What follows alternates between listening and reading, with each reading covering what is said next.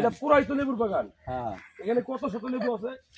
হাজারে হাজারে এখানে হাজারে হাজারে হাজারে হাজার লেবু যারা লেবুর বাগান করে তারা কিন্তু স্বাবলম্বী আমাদের ময়মনসিংহ অঞ্চলে, নাকি?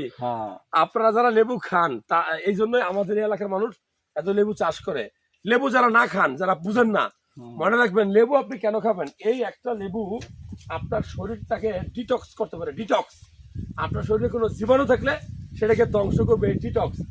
অর্থাৎ আপনার লিভার ভালো রাখবে, স্কিন ভালো রাখবে, মুখের রুচি বাড়াবে। লেবুতে থাকে ভিটামিন সি, অ্যাসকর্বিক অ্যাসিড, যাহা খাওয়ার ফলে আপনার কিডনিতে যে পাথর হয়, অনেকের কিন্তু কিডনিতে পাথর হয়, আমরা অনেকে বলি যে লেবু খাইলে কিডনির পাথর ভালো হয়।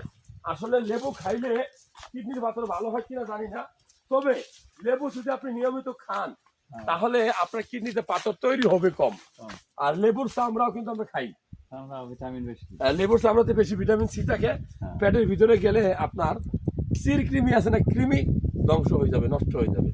এই জন্য লেবু বেশি বেশি খাবেন।